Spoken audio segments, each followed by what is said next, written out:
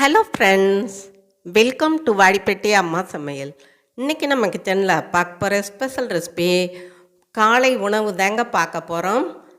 மாவரைக்க வேணாம், புளிக்க வைக்க வேணாம், ஈஸியாக சட்டுன்னு இன்ஸ்டண்ட்டாக இன்றைக்கி நம்ம செய்ய போகிறோம். வாங்க பார்க்கலாம். அதுக்கு முன்னாடி இன்றைய பிறந்த நாள் மற்றும் திருமண நாள் காணும் அனைவருக்கும் வாடிப்பட்டி அம்மாவின் இனிய நல்வாழ்த்துக்கள். ஸ்கிப் பண்ணாமல் பாருங்கள் ஃப்ரெண்ட்ஸ். பிடிச்சிருந்தா ஒரு லைக் ஒன்று போடுங்க. இப்போ நான் ஒரு கப்பு ரவை எடுத்திருக்கேன். அதை ஒரு பாத்திரத்தில் போட்டுக்கலாம். அதில் கொஞ்சம் நம்ம தண்ணி, அந்த ரவை மூழ்கிற அளவுக்கு தண்ணி ஊற்றி கலந்து விட்டுட்டு நம்ம ஒரு 10 நிமிஷம் ஊற வச்சுக்கலாம். பாருங்கள், இப்போ மூடி போட்டுருவோம். ஒரு 10 நிமிஷம் ஆயிருச்சு. இப்போ நல்லா ரவை ஊறிடுச்சு. அதை நம்ம மிக்சர் ஜாரில் போட்டு சும்மா லைட்டாக அடிச்சுக்கிட்டு வந்துடுவோம். ரொம்ப அரைக்க வேண்டாம், ஏன்னா நல்லா ஊறிடுச்சு. அதனால சட்டுன்னு அரைஞ்சிரும். பாருங்கள், இப்போ போய் அரைச்சிட்டு வந்துடுவோம். இப்போ அரைச்சாச்சு.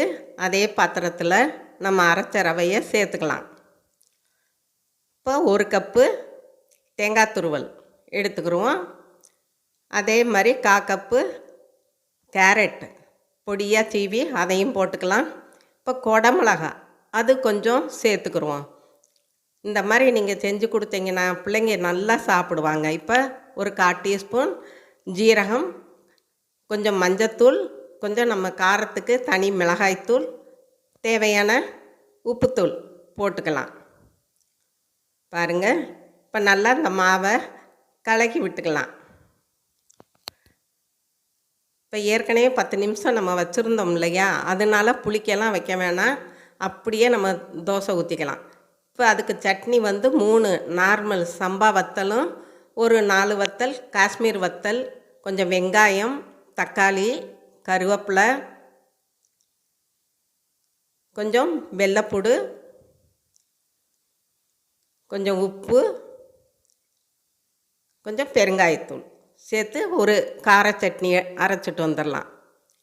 உங்களுக்கு தேங்காய் சட்னி வேணுனாலும் சூப்பராக இருக்குங்க. இப்போ அரைச்சிட்டு வந்தாச்சு.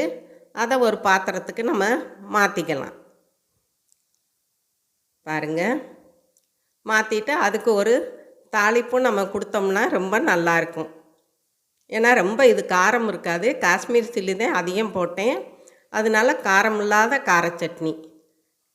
அவ்வளோதான். இப்போ இந்த மாவு கூட கொஞ்சம் கருவேப்பிலை ஒரு இனுக்க பொடியாக கட் பண்ணி போட்டுட்டு கொத்தமல்லியும் சேர்த்துக்குருவோம்.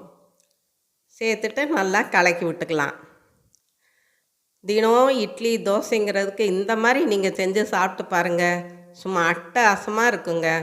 இப்படி ஒரு கடாயை அடுப்பில் வச்சு லைட்டாக எண்ணெய் ஊற்றினா போதும், ரொம்ப ஊற்ற தேவையில்லை. பாருங்கள், இப்போ மூடி போட்டுருவோம். ஒரு 2 செகண்ட் இருக்கட்டும். நல்லா ஒரு பக்கம் வெந்திருக்கும். இப்போ திருப்பி போட்டுக்கலாம். குழந்தைகளுக்கெல்லாம் இது ரொம்ப பிடிக்கும். அதே மாதிரி நல்லா ஹெல்த்தியானதும் கூட. ஏன்னா தேங்காய், கேரட்டு எல்லாமே சேர்த்துருக்கு இல்லையா, அதனால வித்தியாசமாக இருக்குங்க. இப்போ இன்னொரு இதையும் நான் ஊற்றி காட்டுறேன் பாருங்கள். குழந்தைகளுக்கும் பார்க்குறதுக்கு கலர்ஃபுல்லாக இருக்கும். ஈஸியாக செஞ்சிடலாம். மாவில்லாட்டி டக்குன்னு செய்யக்கூடிய ஒரு காலை உணவு தாங்க. இப்போ இதையும் நம்ம பிரட்டி போட்டுக்கலாம். சீக்கிரம் வெந்துடும். இப்போ நல்லா வெந்துருச்சு. இப்போ நம்ம எடுத்துக்கலாம்.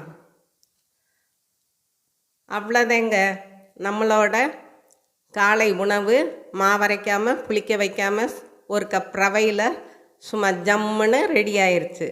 இதுவரை சப்ஸ்கிரைப் பண்ணாதவங்க சப்ஸ்கிரைப் பண்ணுங்கப்பா. ஆளுங்கிற பெல் பட்டனை தொடுங்க. லைக் பண்ணுங்கள், ஷேர் பண்ணுங்கள், கமெண்ட் பண்ணுங்கள். நீங்களும் உங்கள் வீட்டில் ட்ரை பண்ணுங்கள், சாப்பிடுங்க, சந்தோஷமாக இருங்க. நன்றி, வணக்கம்.